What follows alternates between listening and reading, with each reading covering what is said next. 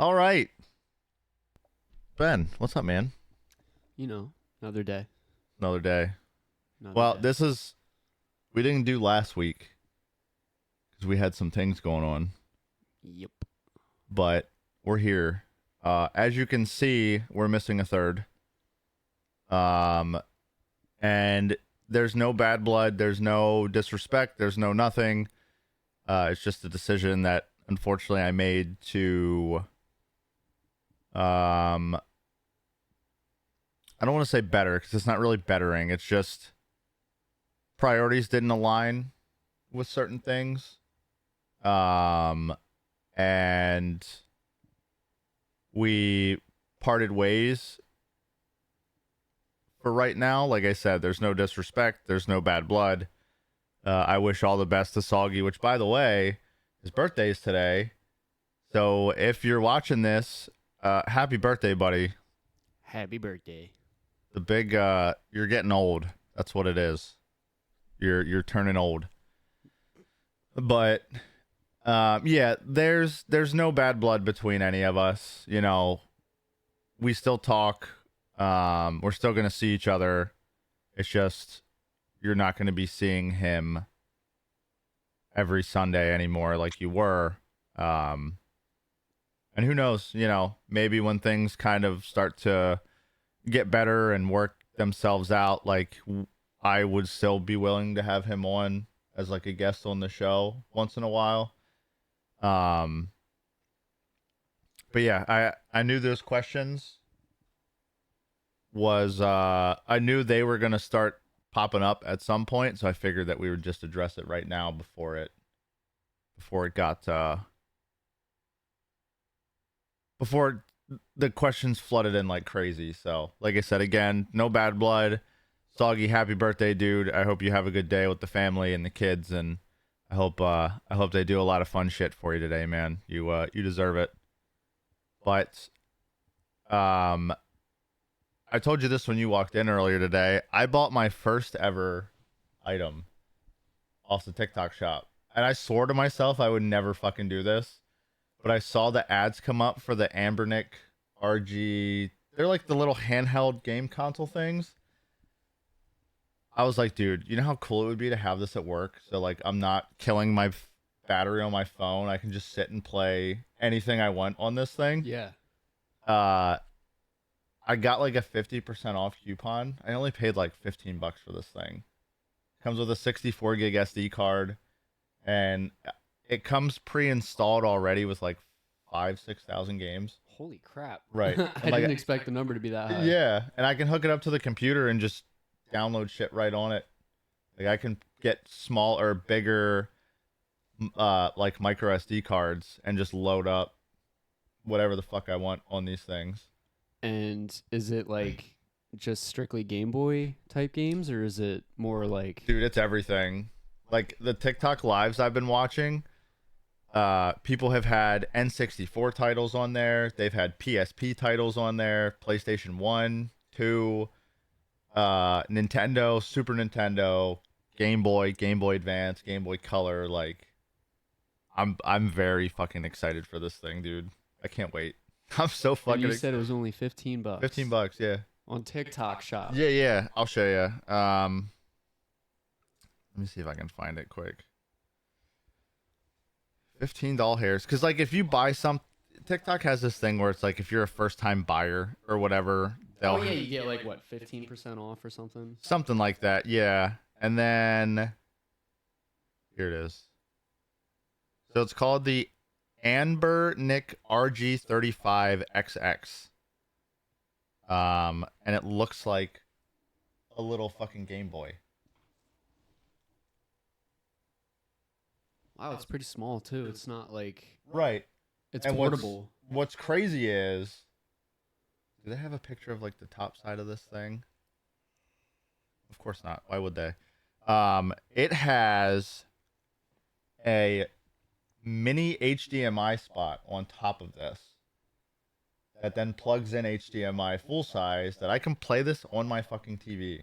What? Yeah, and it has two SD card slots. On the back side of it, it has four like trigger thingies Yeah. for certain games that require the triggers, dude, it's like 3.5-inch IPS screen, which like those are IPS panels, which they're really fucking good. Yeah. It's mainly Linux, HD, HDMI, and TV output.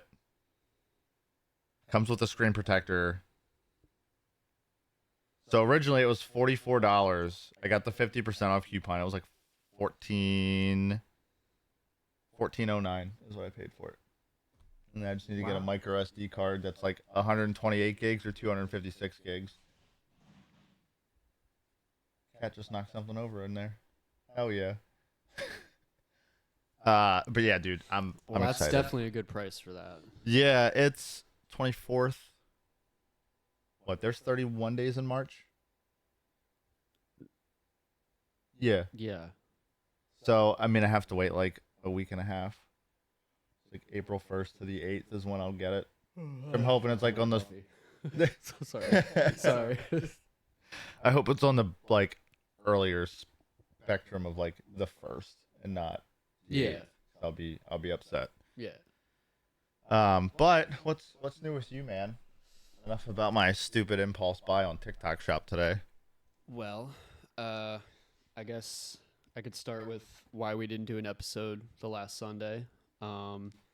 So essentially my cat almost died and it was a scary experience.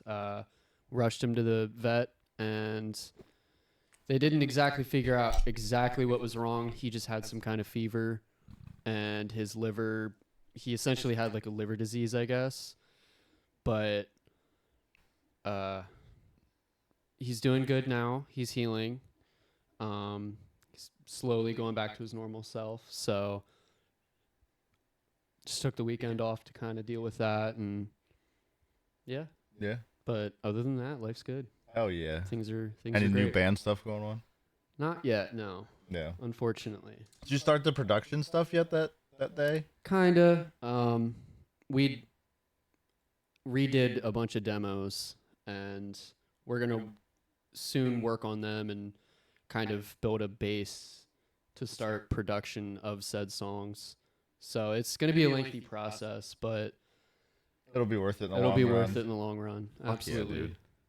Fuck yeah. So one of the topics I had, and this probably will eat up most of our time because it's very fucked up And touching. is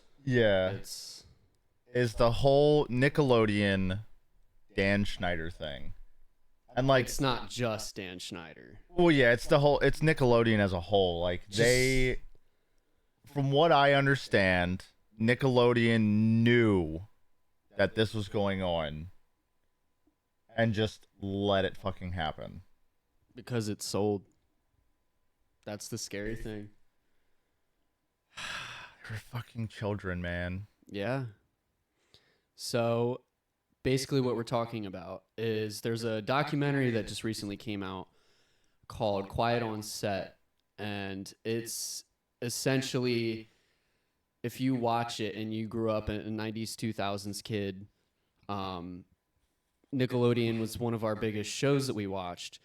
Watching this documentary will absolutely change your entire perspective on Nickelodeon. It'll probably ruin it for you. So much that when you watch the documentary, it warns you that it can possibly ruin the entire experience for you growing up watching it. Because now that we're all adults and we're learning about these terrible things that happen to almost all of the cast is terrible. It will absolutely ruin it for you. And it sucks. And it takes a lot of bravery for them to come out and tell their stories, especially Drake Bell, which we will get to. Yo, holy fuck. I heard about that and I was just like, what the fuck? Yeah. Yeah. It's like I saw a TikTok this morning about it, and they were talking about, it was almost like a tribute to Jerry Trader, the guy that played Spencer in iCarly, because like he was one of the saving graces for pretty much that show, because like in the show, he was that protective, like parental figure for iCarly. And from what I heard, like, and even what I saw from some of the TikToks that I saw today was he was also that protective parental figure off air. Yeah. It's like there was a couple times where Dan was like, "Oh, it's so late," and Jerry was like, "Yeah, let us go home, Dan. Like we've been here forever." And Dan's like, "Well, if you would have not messed your lines up," and Jerry Trader was like, Like, oh, really? "Yeah," just And like then let us Dan, and then fucking go Dan home. turns around to the rest of the set, like cameramen and everything, and he's just like, right, right, and then he's making them cheer and essentially embarrass him in front of everybody. Yeah. In his workplace, in front of children. Like it's bad. Like, you ever notice how Dan gets a little too like handsy with all the girls on set, like especially the young ones? You notice how Jerry would just kind of go in and like throw himself onto Dan so his physical attention would get distracted onto him Yeah. all the time. Like there's the picture of Dan Schneider holding Jerry Trainer, right? And you see the rest of the cast's face. They're like, they knew what happened beforehand. He was going to get too touchy with them for the picture, and Jerry was like, nope, and he jumped up. So that way he wouldn't grab one of the girls. That's like I saw another one too with what's that show that Ariana Grande was in? Was it Victorious? Victorious, and then it moved on to Sam and Cat. Yeah. So the one clip that I saw was Ariana Grande laying flat on her back. Pouring water over herself in like a sexual Right. way. And then For children. Dan came up behind her, and the one girl sitting in front of her was like patting her leg, like, yo, get up. Like, here he comes. And then she sits up and like pulls her dress down over her knees. And like the whole time, she just looked incredibly uncomfortable. Not Ariana, the other girl that knew of like, because that's a lot of the big thing was some of the cast members had an idea of what was going on, but they were too afraid to say anything. Yeah, because he had all the power in the world at that point. Like, he was the biggest writer of that era. Yeah. And he essentially conquered so much that if you would have said something disrespectful to him, even if it was deserving, he had the power to completely fire you, and you'd never have the chance to work at Nickelodeon again. That's how much power he had at that time. So, do they know what's going to happen to this guy? Is he going to jail? Is it under investigation right now? I guess because of this documentary, it's even more under investigation. It gives everybody a bigger perspective on Hollywood in general, like with children. Like, are children even safe in Hollywood anymore? It goes Were back they to the ever whole safe? trafficking Pizzagate thing that we talked about 2 weeks Yep. ago. Like, Yeah, everything's just starting to roll out, man. yeah, It's fucking crazy. yeah, and like it's so messed up, man. It really is. The whole Drake Bell thing got me fucked up, though. It didn't even start there though. That's when it got bad. But like, it's from I'm talking when Dan Schneider first got himself into Nickelodeon. I hate that I don't remember the girl's name, but it was like Katrina or something. Mm-hmm. And she like did this like stand-up thing, I guess, and then Dan liked her so much that he wanted to create a show based off of her, like her name. It was like the Katrina something show or something. And she hit a certain age where she was starting to put on a little bit of weight. And Dan Schneider himself said to her, you know, a young like 12-year-old girl, "You're getting too fat. There's already a fat one on cast. There can't be two of them." I remember that. And then she hit puberty, and then he like completely avoided her, and then got closer to this girl named Amanda, Amanda Bynes? and then booted her out. Like, she was just told, like, listen, we don't want to work with you anymore after she hit puberty. And then this Amanda girl They started a show called All That. Oh my! And then she gained so much attention that created the Amanda Bynes show all over again. And she looked a lot like the previous girl. So it's like she was the one that worked for Dan. And it was so bad. She grew so close to Dan that even like they went and did everything together, always by each other's side. And then eventually they did this shot for, it was like, I don't know, a commercial or something or an interview. Dan was in a hot tub, fully clothed, and then Amanda was next to him with what is essentially a kid's drink, but it looked like a cocktail, and she's in a bikini sipping it next to him. You know, that's the environment that they were in. It makes so much fucking sense now and why Amanda Bynes went crazy. Because there for a while, like, she kind of went off the rockers. Yeah. She went fucking nuts. Like, got into drugs and got into really heavy shit. And everybody's like, oh, it's another Britney Spears thing. Like, she's just losing it because of all the fame. But in reality, it's probably because of this whole, like, Dan Schneider thing. Everything catching up to them, man. And it wasn't just Dan Schneider. Like, which also, Dan Schneider's known to be kind of racist. Mm-hmm. You know, he's never like outright racist. He's more so like, you can tell he doesn't favor his black kids that are in his cast. It's messed up. Like, I think there was the one kid that got fired for no reason because I guess his mother was like saying that Dan was being a little too much and pushing the kids to their limits and violating, you know, child labor because he's like really pushing the agenda. And yeah, it's bad. That's fired a kid over his mom standing up for him. That's so fucked. Let me see. Oh, there it is. First thing that pops up. Look at him. He just looks like a fucking freak. Dude, that's... Apparently I saw something about the whole Dan Schneider thing that he got Zoe pregnant on Zoe 101.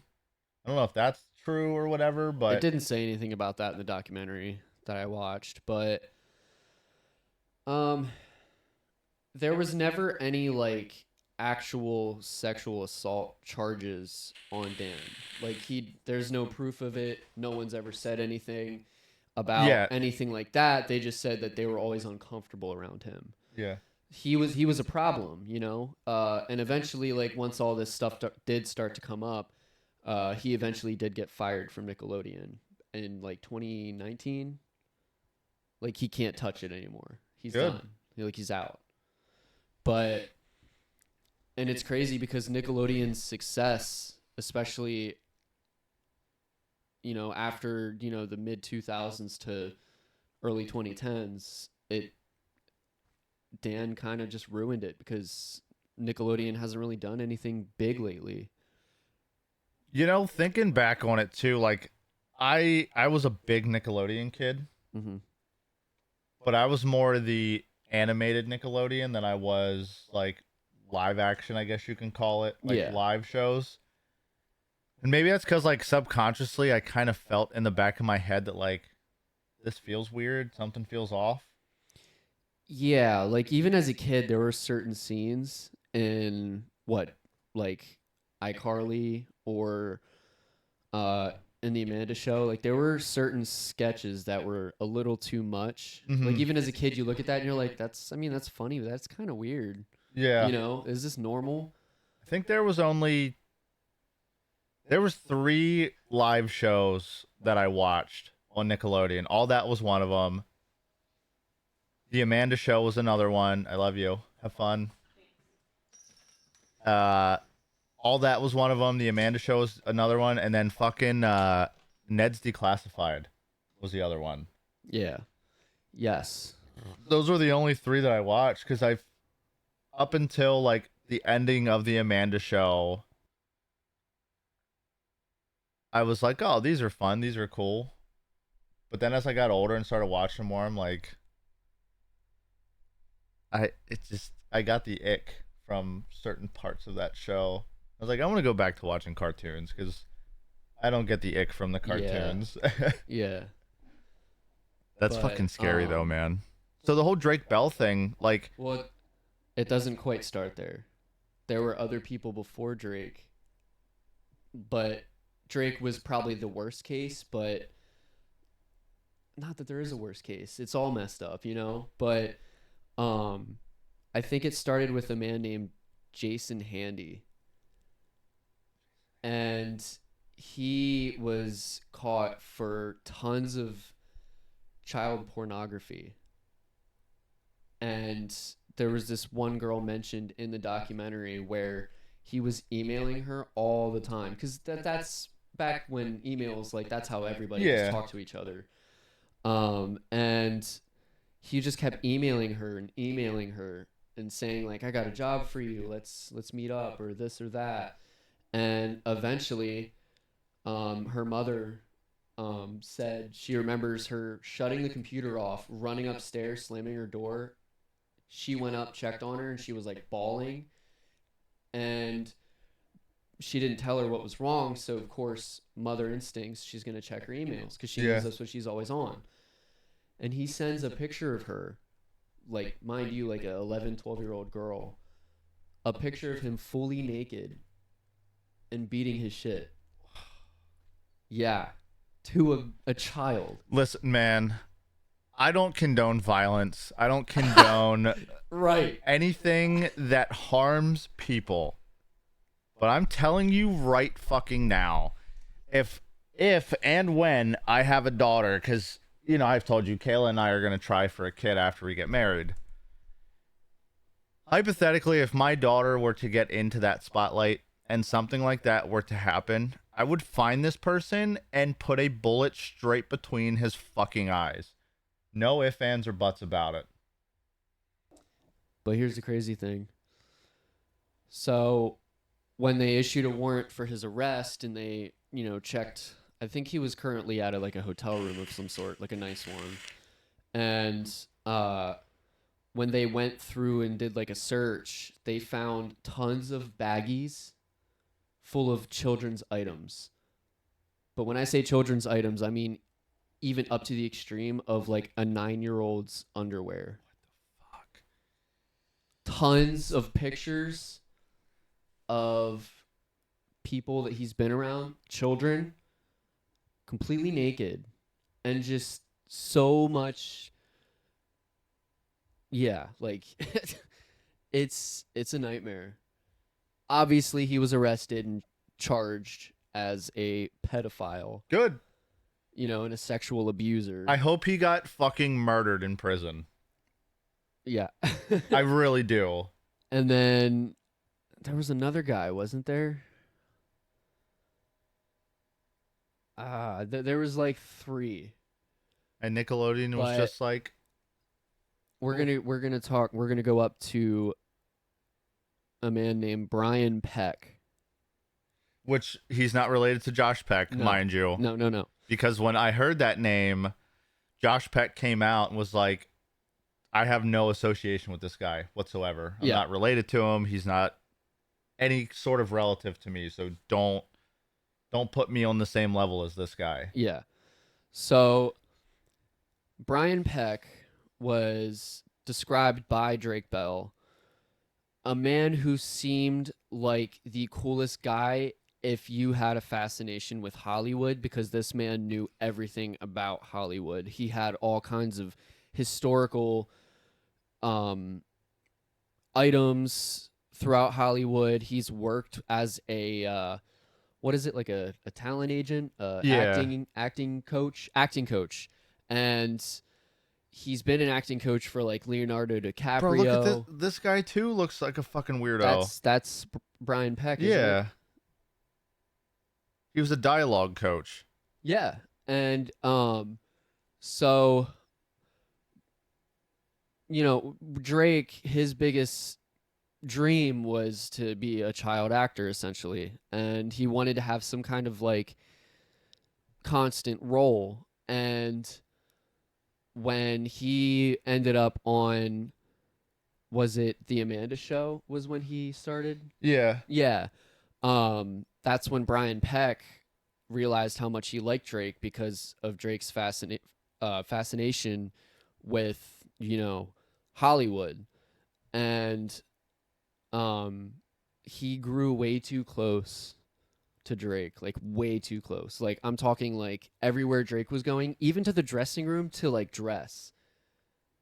Brian was following him in there and trying to help him put his clothes on. And Drake Bell's dad, which like is now recently becoming more like publicly known, Drake's dad was a very supportive father who was constantly making sure he had his eye on him. And he always wanted to give him exactly what he wanted, you know? And you could tell that like his own dad was on the documentary, describing from his perspective what it looked like. And Brian gave Drake's dad very, very bad vibes. He didn't like the fact that he was, always around Drake and being a little too touchy. And he tried to be a little vocal about it to other, writers and other people on the show. And they were like, oh, well, Brian's gay. That's why he's touchy and feely. Like that just might be why he's doing it. I wouldn't read into it too much. And he was like, Drake's dad was like, I guess that makes sense. I just don't like it. So, it got to the point where Brian was like taking Drake to Disneyland with Brian's friends who were also older men to Disneyland all the time, like weekly, monthly. And as a kid, you're like, yo, this is fucking exactly. cool. Who's gonna I get say to go no? to fucking Disney every week. Right. So it's like it's all part of the plan is drawing him in. Well, it's the whole grooming thing that Yeah. gets talked about. Yeah, and essentially Drake himself started to gain a big liking, to Brian. And Brian essentially, once Drake landed his role in like further into the Amanda Show, and there were talks about Drake and Josh in like 2003, 2002, because it started in 2004. Yeah. Is when Brian really got a hold of Drake. And then Drake's dad was like, I want to be his manager. And then Brian was all up Drake's dad's ass, like, no, parents shouldn't be their kids, managers. That's not right. So I guess he was told to go home, which he did. And he got a phone call later that night saying Drake no longer wants to work with you. Like Brian Peck convinced Drake that his father was bad for him. What the fuck, dude? So after he was booted out, Drake's mom had to essentially go then, to look after him. And Drake's dad said to her, all I ask of you is that you do not let Drake around Brian alone. Keep your eye on him. That's all he asked. So Drake's mom was tricked by Brian into thinking he actually was a really good guy. Because that's what he does. Yeah. He engages with the parents and makes them feel like they matter. Like, oh, what's your story? What's your family like? Blah, blah, blah. Like, it makes them feel like, wow, this guy's actually like, he thinks bigger things. He thinks deep like that. He's a safe guy around my children. Yeah. Right? And where was I? It was You're talking about when his mom went over to be like his manager. Yeah. So his mom essentially allowed Drake to start going with Brian to his house because she didn't like to drive. She didn't like the LA traffic, Hollywood traffic, whatever. She didn't like any of it. So, because she was tricked into thinking Brian was actually this really good person and a safe guy to have around your kid, she was always like, well, especially with Drake's auditions that are mainly like in that area, when she's on the outskirts. What's the point of doing that when Brian's like right here, Yeah. like 20 minutes away, you know? So she found it more convenient to leave Drake with Brian all the time. And it, And you think for a mother, right? Like, moms are more protective than fathers are, it seems. yeah, So, like, the fact that she was just okay with leaving him with this fucking guy just makes it almost feel to me like she didn't really fucking care about him anyway. It to you know, me, in it's, my mind, that's what it makes me feel like. Cause like, how are you just gonna let your kid be with some fucking weird creepy dude all the time and be okay with it? You know? yeah. But, um, once he started staying at Brian's house is when it got really weird. He woke up to Brian assaulting him Bro, we and can he say it. froze. I heard that Drake woke up to Brian, or woke up with his dick inside of Brian's mouth.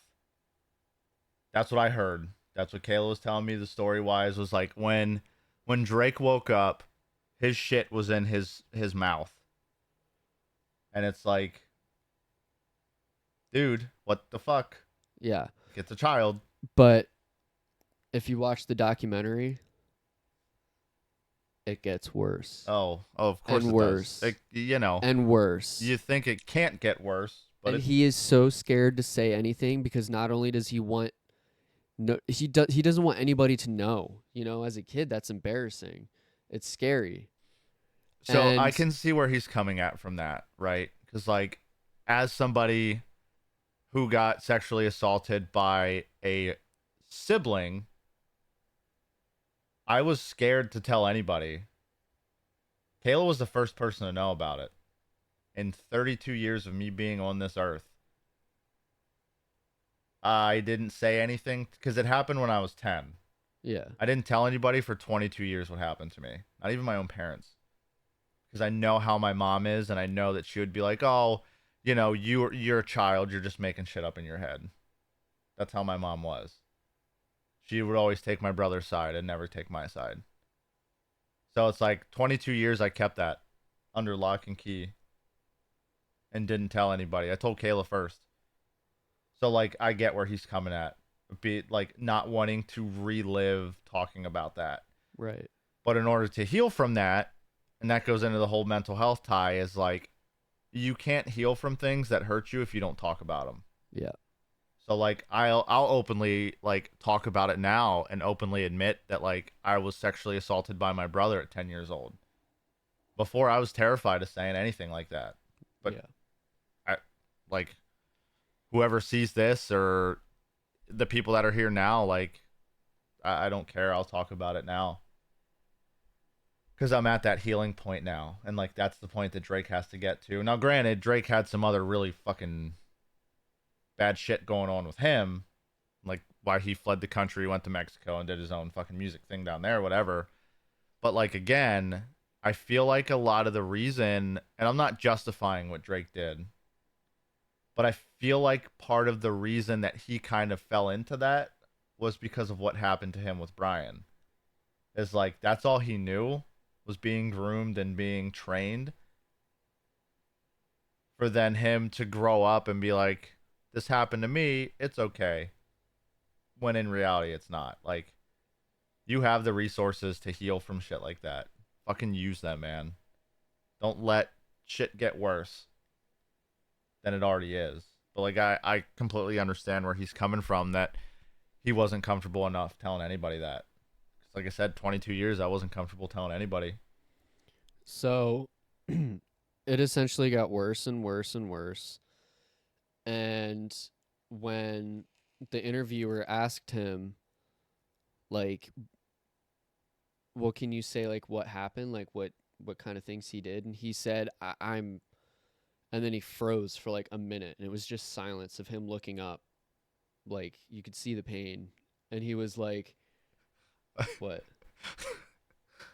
This is fucked up. I shouldn't laugh at this. But when he looked up, all I could think of was like Vietnam flashbacks when you see in old movies of like old war vets and shit. That he's just like, oh fuck, it's happening again. Like Yeah. it sucks. It does. And like I said, I shouldn't laugh about it, but it's like But essentially, after the silence broke, he was like,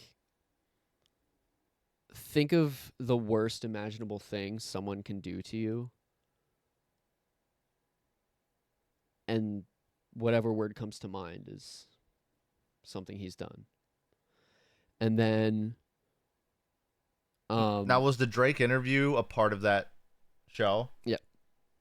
All right, I definitely have to watch this shit then. And he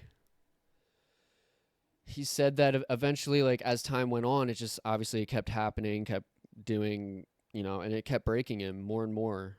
Because this wasn't like a once and like, whoops, kind of thing. I'm sorry. It was like multiple times over a long period. Like, if I remember correctly, in the dates that it gave, it was like a year-long thing, probably more. All of the time throughout his auditions, you know? So, So it sounds like Drake got pretty much the brunt of everything. yeah, he got the longest period of said things happening to him. And he, That breaks a person, man. yeah, yeah. You could tell how hard it was for him to say all of that, like to a camera that he knows is going to be out for everyone to see. But again, it goes back to you got to talk about it to fucking heal from it, you know? Yeah. And eventually he started dating a girl, as a kid, Hollywood. And he would start staying at her house all the time because he felt safer there. That was the only excuse he had and the only escape he had from Brian. And then one day, he kept trying to keep it a secret and not tell anybody because he didn't know how. And one day, he started calling his girlfriend's mom's house to get a hold of Drake. And he said the phone was ringing over and over and over again. Like, even when they would ignore the call, it would ring for hours. And he was like, it was the weirdest thing. So then he started calling. No, he started calling Drake's cell, sorry. And then he started calling the house. And eventually his girlfriend's mom picked up the phone, handed it to Drake on speaker. And he was essentially on speaker. He was really loud about it. He's like, dude, what the heck? We had plans. What's going on here? Yeah. And Drake was like, sorry. I didn't realize I had double planned things and I'm already here. So I'm going to be here today. Yeah. And he started getting a tone with Drake and Drake just hung up. And then the phone started ringing again and again and again for a while. And then eventually Drake's girlfriend's mom dragged him into the kitchen and said, what's the deal here? Essentially, like, what the fuck is going on? Yeah. And Drake was like, oh, nothing, And she was like, well, a 40-year-old man calling a 15-year-old boy over and over and over and over and over again like that is not normal. What is that? He's like that clingy girlfriend that you say that you're breaking up with and they just continue to fucking hassle you. Yeah. And then one night, I don't know, something triggered him when he was on the phone with his mom because I think she told him, like, we need to contact your mom about this. He started just screaming all of the confessions to her just out of nowhere. Like, he didn't know what triggered it. He didn't know why it happened. He just blew up. And then immediately, You just kind of get to that breaking point at times. Immediately the cops were called and he was interviewed by strangers, investigators. Yeah. And had to tell them every minute detail about what happened to him as a 15-year-old child that has had that happening to him for like a year, 2 years. Just think that started at 13. Like, you know what I was doing at 13 years old? Playing baseball, going outside and eating handfuls of dirt as a stupid child.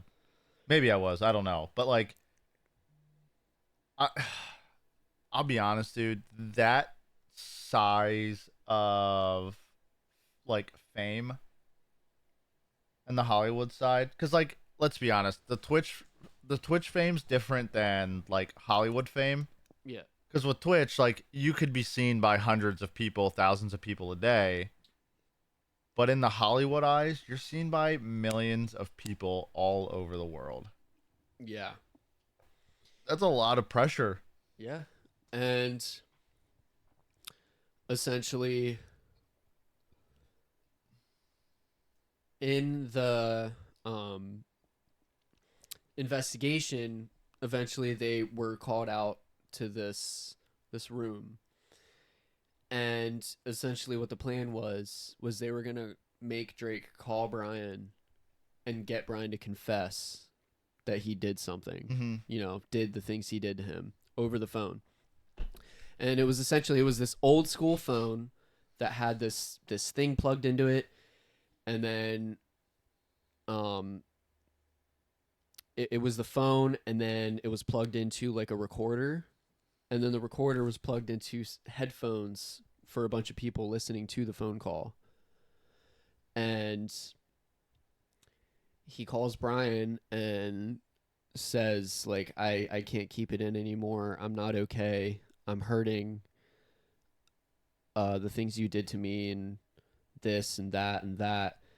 And Brian just openly like admitted to, over the phone about everything and how he's sorry. And then the weirdest thing is Drake says he remembers how often the entire time Brian was saying, "Are we being recorded?" Yeah. So he knew. So He knew same something was same up. day or the next day, he was arrested, and it was all over the news. And then all of a sudden, everybody in Nickelodeon was all over everybody. Like, what the hell is going on? He was just arrested for so many charges. Like I think I just read it was it was 11 different charges. Yeah, yeah. But some big ones are like sexual penetration of a minor, foreign objects. Dude, What when I the said it, fuck? when he said think of the worst imaginable thing possible, he's done it. Foreign objects, like, dude, it was bad. It was really bad. There was 11 charges or something like that. And I remember, I think he said Dan Schneider called Drake and said, "Hey, did you hear about Brian?" And Drake said, "Yes."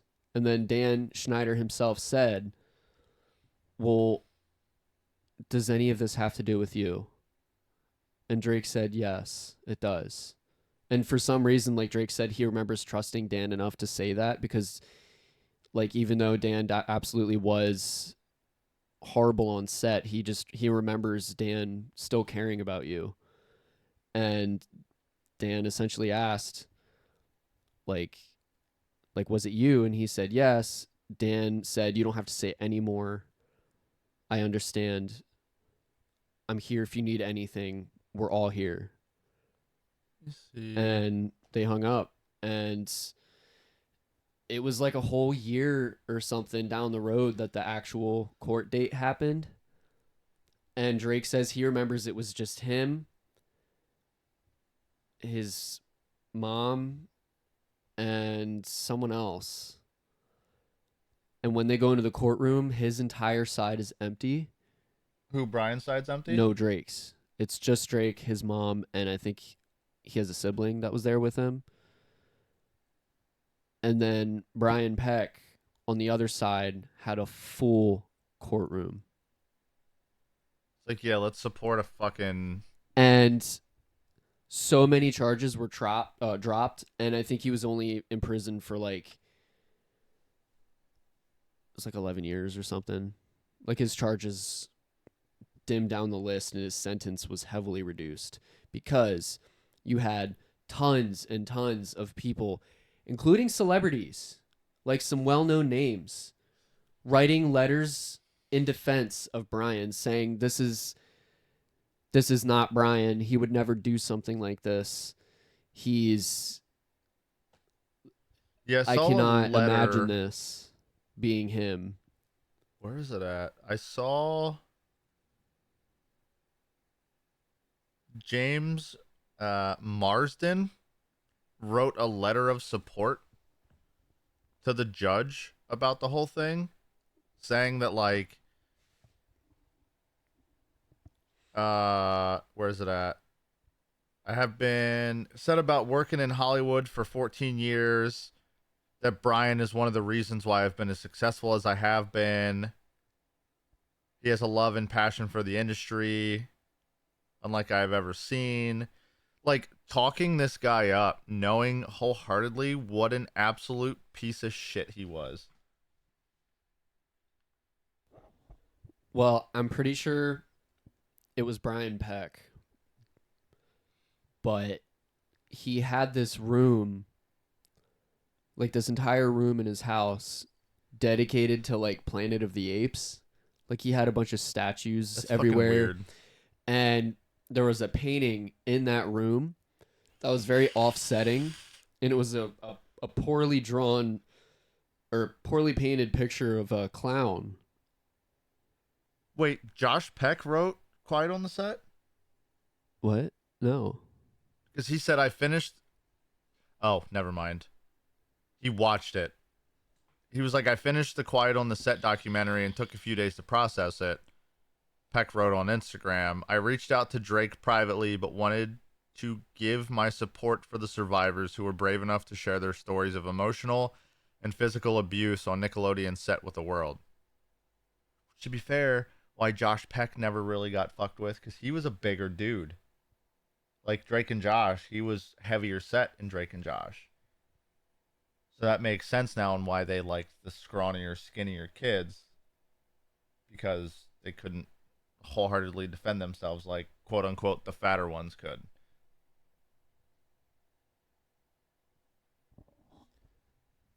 But yeah, it's messed up. That's so fucked up, dude. Because I know Drake and Josh, they both had a falling out at one point, Yeah. saying that like Josh was like, I don't want you at the wedding, all this other shit, and it all is just kind of compiling. And I wonder too, now that all this has come out, if Josh isn't like, dude, I feel like an asshole now that I told this dude that he can't come to my wedding, he can't be a part of this, knowing that like this shit's probably been eating him alive every single day. Well, so what you read was in response to the media all of a sudden digging into Josh Peck because everyone's like, you guys are on this show together. Why are you not in the show? Why are you not saying anything? Why has Drake not mentioned anything about you? Yeah. Like what the hell, man? This like regardless of what terms you're on, this is not okay to keep your distance from him. Yeah. And then Drake made a statement uh through a video and he said like, can everybody just please give him some slack? He's been very supportive through all of this. He's publicly reached out to me. Like it just because he was in it doesn't mean he doesn't care. Like he's been very supportive through all of it. Yeah. And then Josh eventually made a public announcement, which is what you read. Basically like he's right, give me a break. Like I've publicly reached out or publicly, I'm sorry, it's personally reached Yeah. out to him and I've been doing my best to give him the support I can, blah blah blah, you know. But it makes me wonder really like if the reason their friendship hasn't been great ever since the show is because Drake was so bottled up. Because you got to understand no one knew about this until Yeah. this documentary. Well, nobody knows about that quote unquote darker side of Hollywood Yeah, because it's, except the members involved. again, it goes back to the whole secret society Illuminati shit that we talked about. Like, all that stuff's kept private. And I'm telling you right now, I have a very strong feeling that one of these days, this whole Illuminati thing's going to come to light and it's just going to get fucking pushed out. I do. Like, a lot of shit over the last, like, realistically, ever since COVID hit, the last 4 years have been very fucking weird. A lot of weird shit's happened. A lot of weird stuff's been coming out. Like, the government saying aliens are real, and all the fucking doomsday prep freaks were like, see, I fucking told you. We can thank Tom DeLonge from Blink-182 for aliens being confirmed by the government they're real. Yeah. But it's like, you had the alien discovery come out, and then 2022, you had the fucking freaks in Egypt that untombed a 3,000-year-old sarcophagus. Like, what are you fucking idiots doing? Can you just let shit be?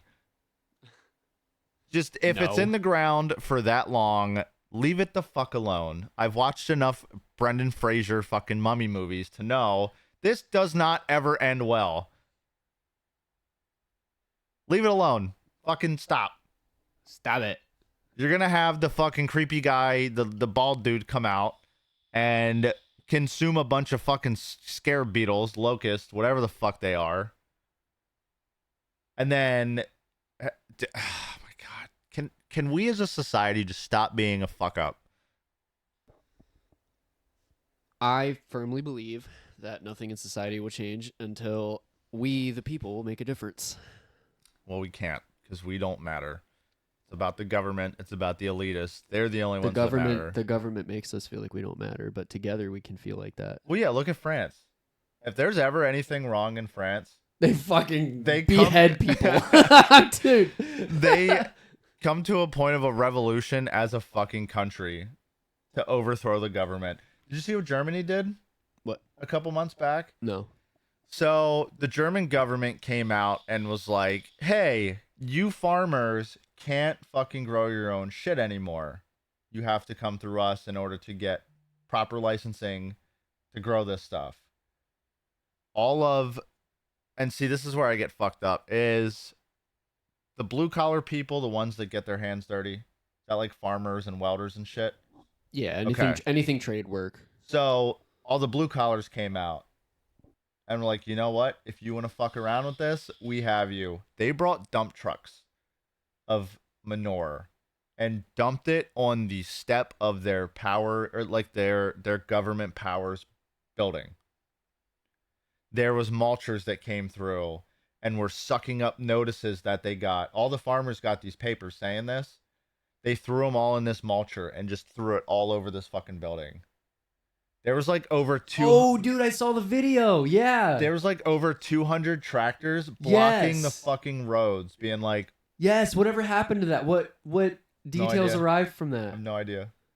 What? They probably stopped it because, again, if enough people rise up, there's nothing these people can do.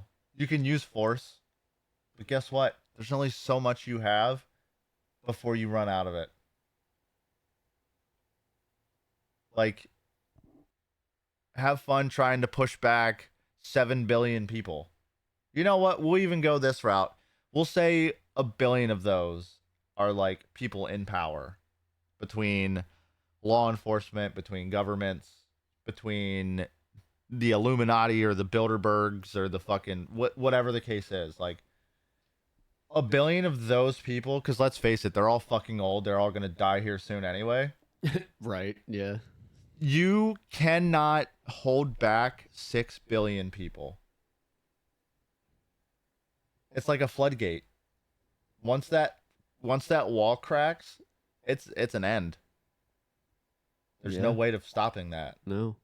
Unless you hit the red button, then that's the only way you can stop it. But again, that goes back to that whole chemical warfare thing I told you about before. Like, I strongly believe this next war is going to be fought with chemicals. Well, I'm starting to understand why a lot of my friends, when we play video games, they wear gas masks for some reason. Maybe we should all do the same. That's like Fallout. That's like The Division. Yeah, dude, The Division's is such a good game. Bro, I started to I'm get into so that again. surprised. You're playing the second one? Yeah, right? yeah, yeah. Dude, it is really good. I'm surprised you like that game. Dude, I fucking I would them. totally. It's so old and outdated at this point, but it's still so enjoyable. I'm a whore for looter shooters. I should re-download that and play it with you. Absolutely. But we still need to start our Borderlands 3 We do. stream. Absolutely, we do. We should do that very soon. So keep an eye out. We'll be in the talks of that. Yeah, probably in the next couple weeks, Yes. honestly. But yeah, like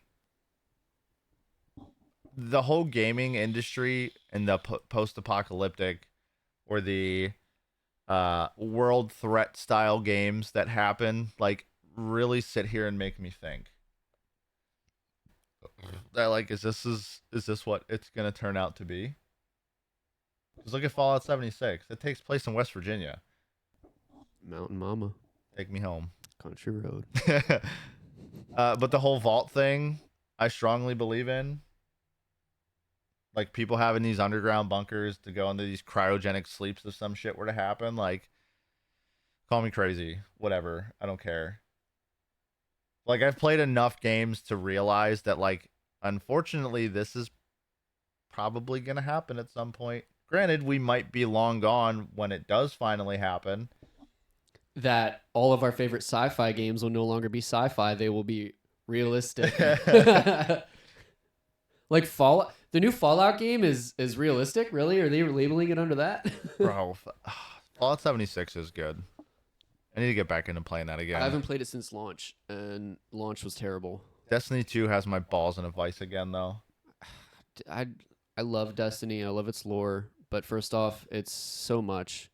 Second off, props to you for having the attention span of that, because that game is insane. I just hit 3,000 hours. Like, I'm a big lover of OG Halo. Yeah. So Bungie is my shit, which is why I love Destiny, but like I just can't bring myself to play it more than each season. Like, I re-download it, play the season, never complete the season because I don't have prior resources to get through the season. And I can't keep up with it.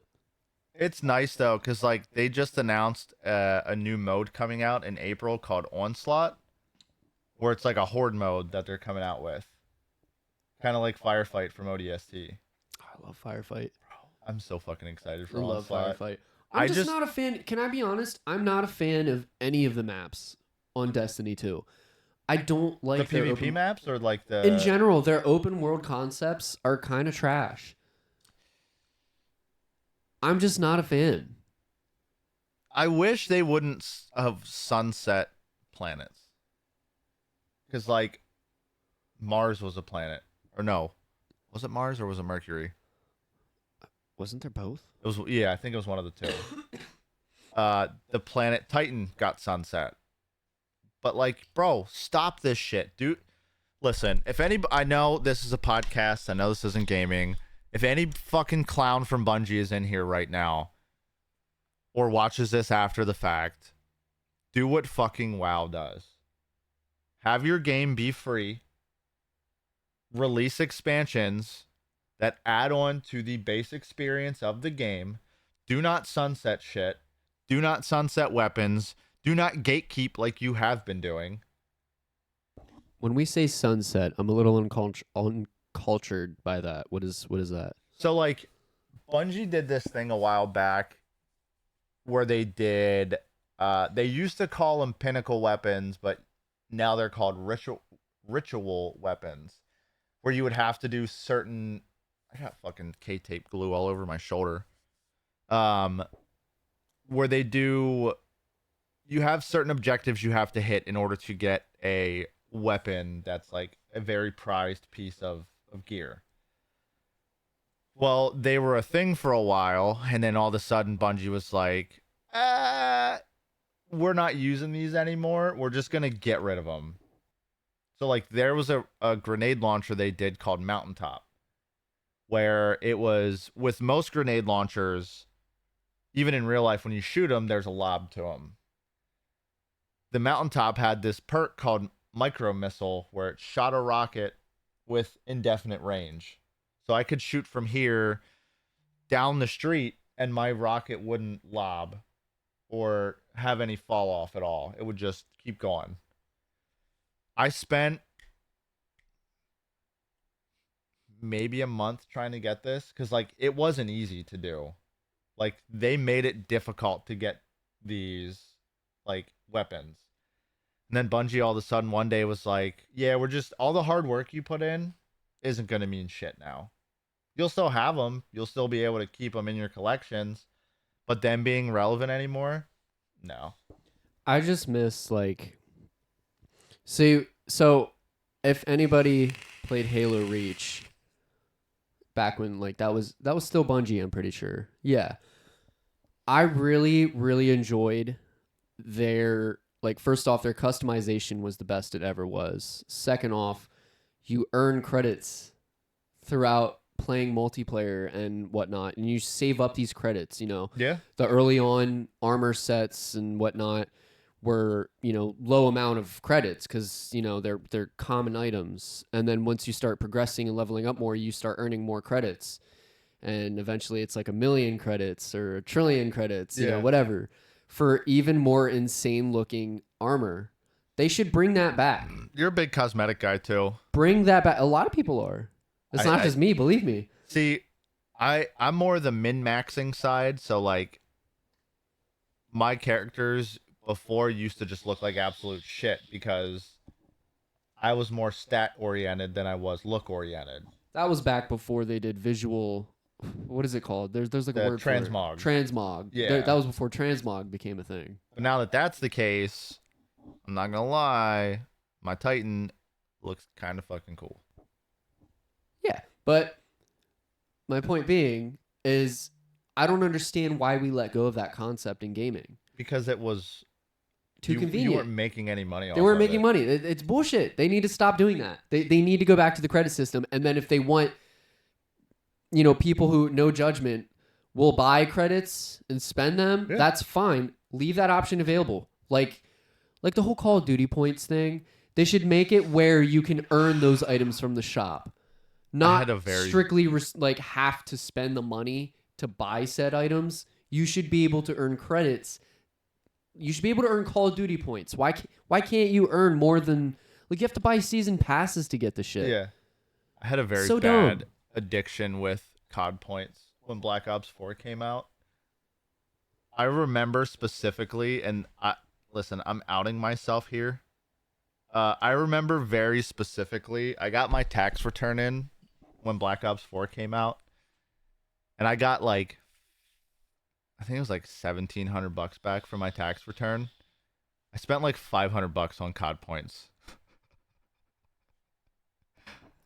And that, it's literally a mind game they play with you, Bro, it was a gambling thing. Exactly, it's a gamble. To the Exactly. fucking supply crates. Exactly. They need to stop this marketing tactic where they know that they release really cool shit that when the game is important to us, we want these items. It's a mind game. You end up being like, oh, it's only $20. That's not bad. You know, oh, it's only $10. Hell yeah. But then you spend the $10 to get the crates and then not pull what you want out of those crates. And you're like, what's another $10 to spend? And exactly. Then you're $500 in the hole.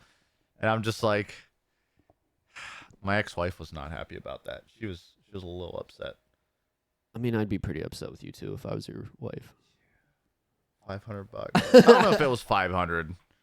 It was a lot though, because like I would just buy the $100 like COD point packs. Yeah. And just dump them all into the supplies. Yeah. Like at the time, looking back in hindsight, like I wasn't happy in that marriage. So it's like that was the only little bit of happiness that I found. Retail therapy. Right. Absolutely. Yep. Yeah. It's fucking crazy, man.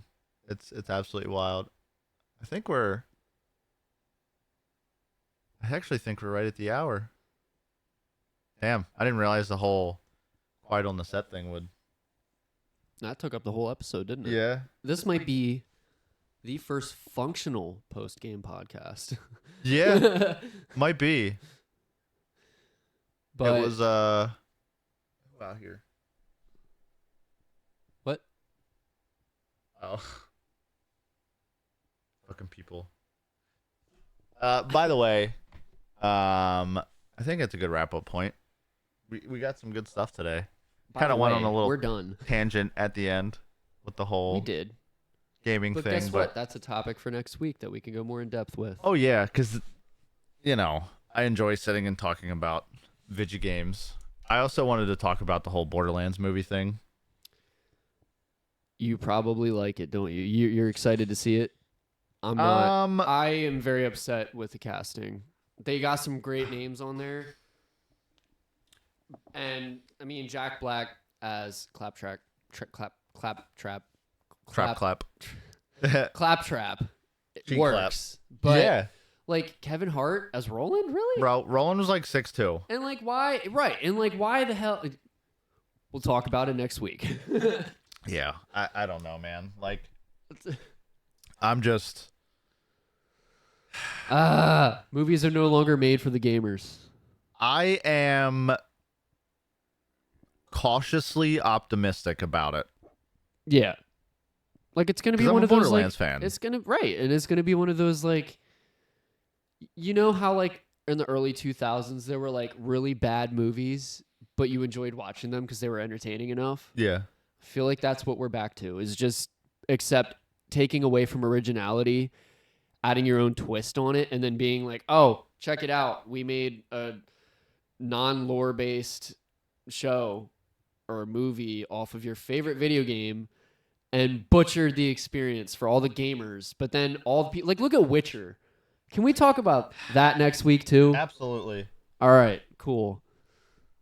We're going to go on a tangent if we don't end. Yeah. But thanks for watching, everybody. Ben, where can they find you, buddy? I still haven't made many social accounts, but you can find me at Convathe, CONVATHE on all platforms. That is what I go by, I guess. But you can also follow me right here where you're watching this at, twitch.tv/TheSteelNation. You can also go follow the show on TikTok and Instagram at the Dysfunctional Postgame without a C. You can figure out where the C's at in there. If not, I don't know what to tell you. But on that note, we will see you guys next Sunday. And if you're not doing it, hit that fucking follow button or Do it. subscribe. Yes.